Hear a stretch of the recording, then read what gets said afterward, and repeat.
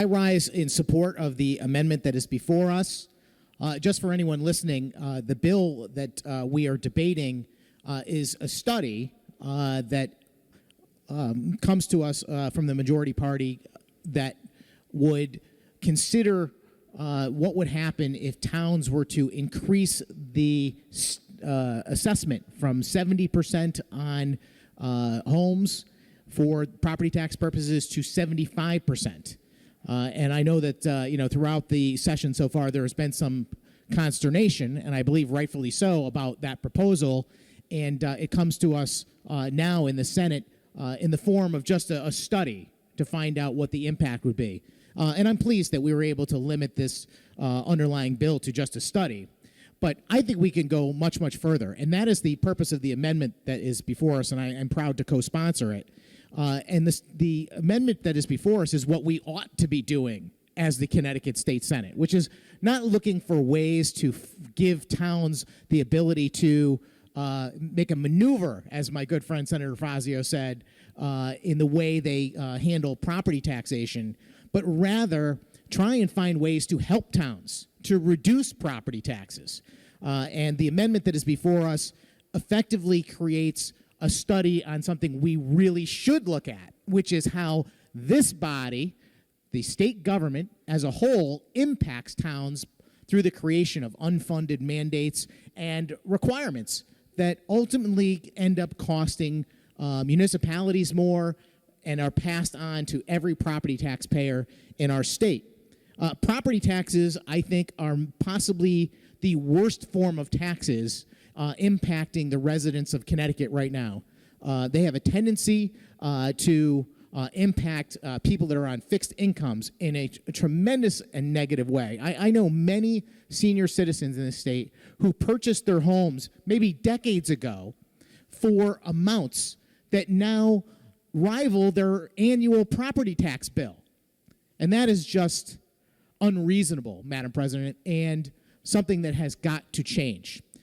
Connecticut, as I've mentioned many, many times in this chamber, tops all of the bad lists when it comes to viability and prosperity for the people who live in this state. And certainly that's economically speaking, but in other ways as well. And we are, in fact, one of the states with the highest property tax burden in the whole country. And you can't go a few days without talking to someone who is planning to move to another state or has relatives who live in another state or simply has had a conversation or heard on TV just how different and how much less expensive property taxes are in other states. And the argument is always, well, we have more services in Connecticut. It's not the same. You're not going to get the same level of education or health care that you might in Connecticut. And while that may be true, I don't believe it's true to the tune of factors of 5, 6, 7, or 10 times the amount of property tax that we pay in Connecticut.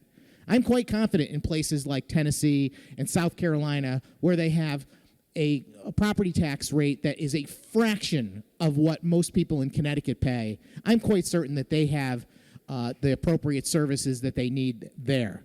And it's not like we are so much extraordinarily better at offering services. The value for money is the issue.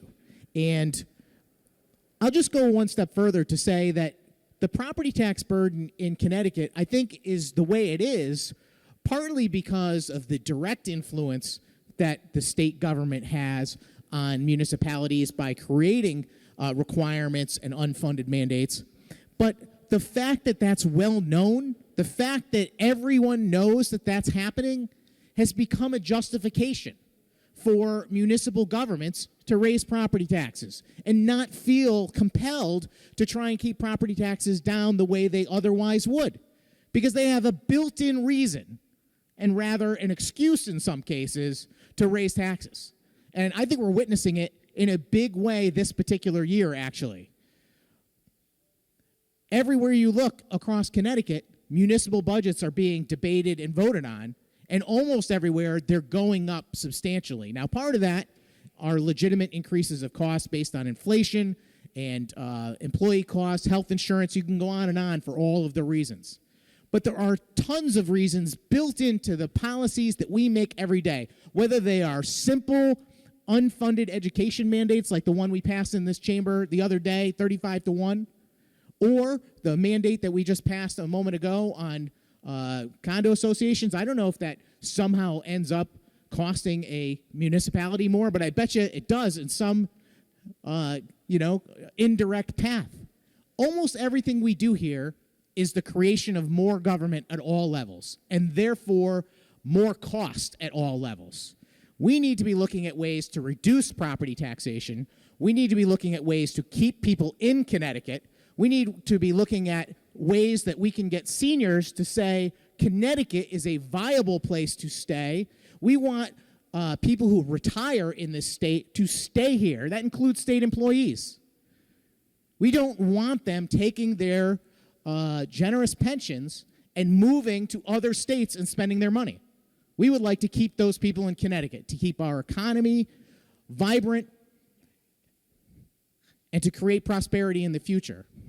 So I wholeheartedly support the amendment before us. It is exactly what we should be doing. We should be looking at ways to reduce taxes, reduce the size and scope of government, ensure freedom, and ensure that our local governments have the power at their level to determine what the property taxes are going to be without so much state involvement.